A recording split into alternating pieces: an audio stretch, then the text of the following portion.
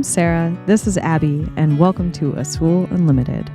I'm a scuba instructor, and I lived in my van for a little over 3 years after living abroad as a dive shop owner. Now I'm living in an old sailboat with the hopes of sailing and diving around the Pacific Northwest and beyond. On this channel, you'll get scuba lessons, dive site explorations, and sailing adventures. Join the community here on YouTube or come diving with me around the world on one of my expeditions. Do you have something to say, Abby? No? I guess not. Well, what I'm going to say is thank you to Divers Alert Network for sponsoring this video. If you're in need of dive insurance, travel insurance, any kind of safety gear for scuba diving, that's your go-to, okay? Dan, Divers Alert Network. Whenever I go shore diving, I always have my O2 kit, my first aid kit, my giant Dan SMB, and my cutting device. All of these things help me stay safe in the water, and I want you to also be safe in the water. So if you need any of that gear, check it out with the links in the description below. Let's get into the video. Today I'm taking a break from preparing for my haul out, and I'm gonna go on a DPV dive. I'm gonna go explore Alki fishing reef, which is supposedly a pretty far scooter ride. We're gonna take 2 tanks, so Atina is gonna try doubles for the first time. I'm gonna take my side mount, and Andrew's gonna show us the way. So, should be pretty fun. But first, since I've been diving single tank side mount, I have to set up my regulators once again. Looks good.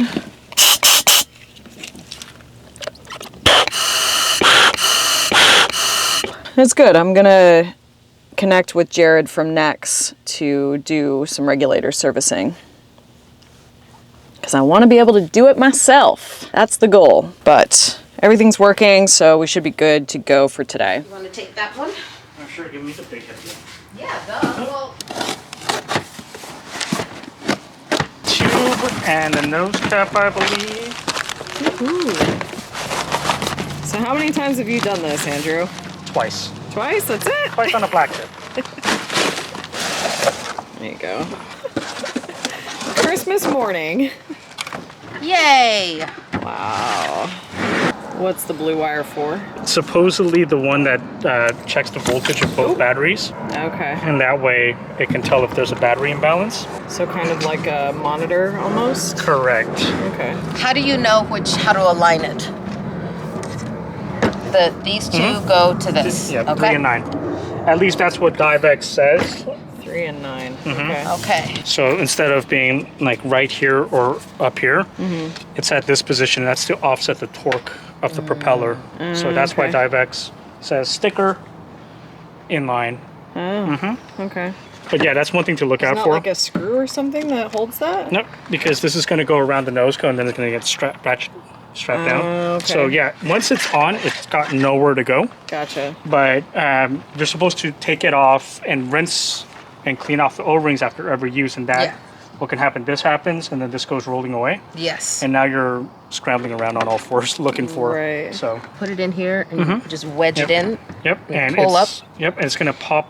It will pop off at some point. Yeah. But just be aware. So whenever I take the strap off, I like to just make sure that it's nice and in. Okay. Yeah, I see what you mean. It just came right out. Just comes right out. If there's no tension on it. Okay. Interesting. You would think they would fix that so that? that it would just like lock in or something. Yeah. Satisfying. You will use this in fresh water, but if you look at the 6 o'clock position, you'll see that little steel plate. That's the... You mean this? The bottom. Yeah. You mean this thing? Yep. Yeah. That's the salt water weight.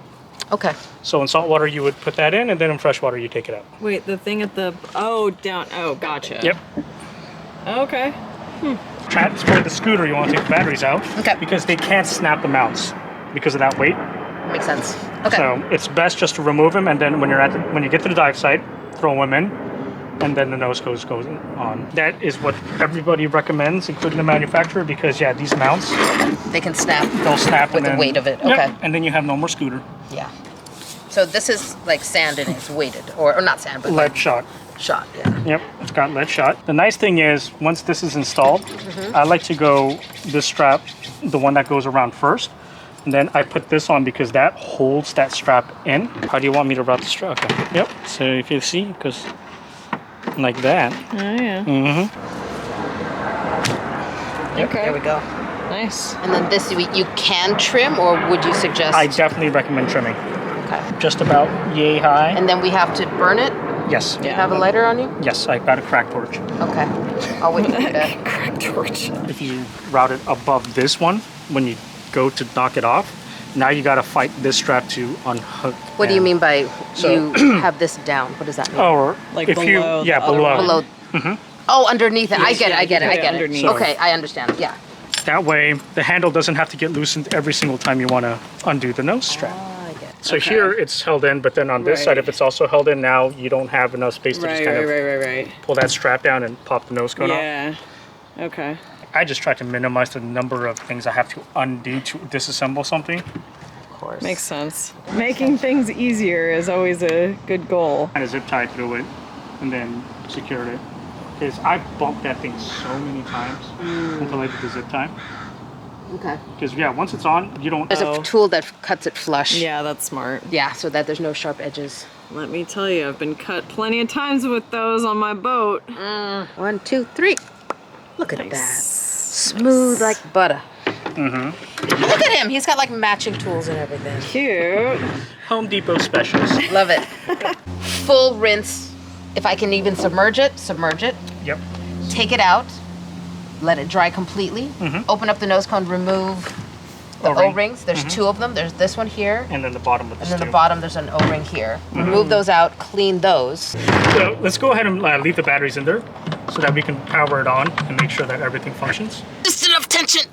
Good grief. Good job, It's Abby. like what you tell your students. Too much tension. Just enough tension. Put your back into it. Double click goes. You have to go pretty fast. Double click goes up. Single goes down. And now you were saying how you're supposed to be able to put your hand in it as it's running? Yeah. Oh, dear God. Okay, we're going kid you for not. it. Yep. Oh, Okay, yeah, it works. It's fine. I wouldn't do that because I don't want to damage this or my hand. Notice I did this. Okay. Yep. Okay. But in a runaway DPV Ascent, situation, that's what you got to do. just jam your hand in, or the other option is if you are right at the floor, dig the nose Yeah, down. yeah. Ah, that makes sense. And last resort, nothing is working, unclip it and just let Just it go. let it go. Yeah. It's not worth getting dragged and dying. Yeah. yeah. Once again, not a pro, amateur tips. So it's relaxed. You're not like, "Grr." Yeah, Yeah. because you're getting towed by a crotch D-ring. Yeah. This is just the steerage. control. Steering. Okay. Yep, we're good. All right. Fancy knot. And then before you tighten all the way, let's keep it kind of loose so that we can adjust. So then cut or no cut? Very, very cut. Very, very good. Very cut. Very, very English. Come on, burn. There we go. Wow, you are brave just putting your bare paws on that. That's what I do. I don't have a lot of feeling left in my fingers after working in kitchens. Definitely trim, because At least a little bit, because it'll get caught. I go like Okay. way down. I go way down. While you get that ready, I'm going to move all my stuff to your car. Sounds good. And I Alright. gotta build your doubles setup. Oh, yeah. Abby, Man, this is a pain. move my tanks, Abby. Abby. Abby, stop ignoring your mother. She's mildly deaf. Stop ignoring your mama. It's okay. That's not polite.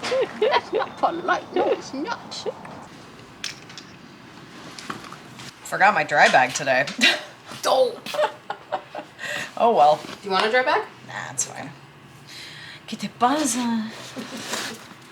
Man. I love sweetie. Do we need O2? I have it in my car. Okay. And I have a first aid kit in the car too. Copy that.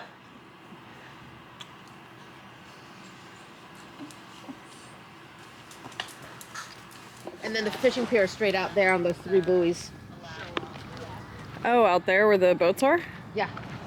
Oh, snap. That's a spot. Hey, who needs a scooter? I got a boat. So apparently we're going out there. Peace out, man. Good paddle. I'll catch you soon. Okay. right up against the wall. Yep, we just go down. We just have to be very, very careful of those last few steps because they're all eroded and rounded. I'm gonna repark right here behind you. Every time. She always tells me like, oh, there's a spot over here. I'm like, I parked the van, I'm done. I'm not moving the van again. I had several goals in mind for this dive. 1, explore a new dive site with my friends. 2, get more experience diving with the DPV. And 3, test out dive lights for an Instagram reel I needed to create for Dive with Buddy. Hello! We're going scooting! Gonna go scoot away. I only recently heard about the Alki Fishing Reef dive site and knew it was something I wanted to check out whenever I could get my hands on a scooter, as it is quite far from shore. Now that I know this spot has mooring balls, I'll definitely be back to check it out from my boat. There you go. You got it. Awesome. Why? Don't know. Side mount. Side mount. There's only street parking available, so take that into consideration when planning your carpooling. Also, as of summer 2025, there is one porta potty available for your bathroom needs. There are a couple of entrance points for this dive site. We chose the spot with more steps because it was easier on the old knees for the doubles divers. If I were diving alone, I probably would have chosen the side closer to the dive site, but honestly, it doesn't actually matter because either spot will require a big scoot out into the sound. The combination of the scooter, with which I'm not super proficient, 2 tanks and side mount, camera gear, and several dive lights to test, I knew I was approaching my task loading limit. But I also knew it was a good opportunity to challenge myself in the company of solid dive buddies. That said, I did have the wherewithal to leave my bigger camera setup at home. However, that meant I didn't get any of the cooler macro shots of this site this time around. We also had the element of moderate current. The plan had been to catch the site at slack tide, but setting up the DPVs took a little longer than anticipated, so when we hit the dive site, we were truly flowing with the tide. The scooters ended up being essential for simply staying on the site and not blowing away into the channel. Alki Fishing Reef consists of a few different rock pilings, with Metridium anemones adding their whimsy to the green water.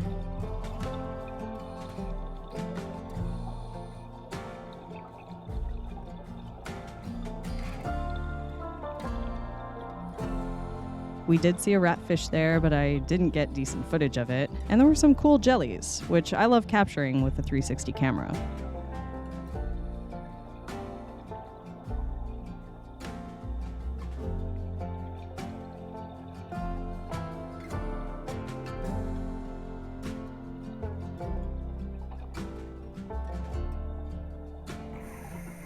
All in all, it was an interesting dive and definitely worth the visit if you have the gear to get out there. And that's the thing about scooters. They're a great tool and can help you reach dive sites that would otherwise be inaccessible. But they're expensive and they're quite large, so these are the things to consider if you're thinking about purchasing one. And just as with any type of new gear, it is very helpful to get proper training so that you know how to use the gear safely. Slide. Slide down? Yeah. You can get your arm through there. You might need to take off your... Oh, no, you got it. Let go of me! Get off me!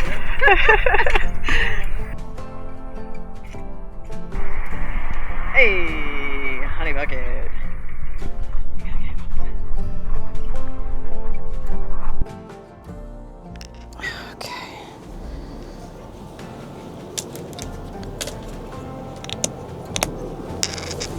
Well, it was a successful day for the most part, with the exception of losing one of these in the water. Well, I didn't really lose it. It dropped from my shirt, bounced several times, and then plopped into the water. So it's toast, but I guess that just happens sometimes. What to do? All right, I have 1 week until my haul out. So I gotta get to work. If you want more from the Azul Unlimited community, join us over on Patreon. And if you wanna go diving with me on one of my expeditions, you can see upcoming trips on my website. Okay, love you, bye. I can't believe this. This little microphone took a dive into salt water 2 days ago, and it looks like it works. How is that possible? Okay, but for real, how is this microphone actually working?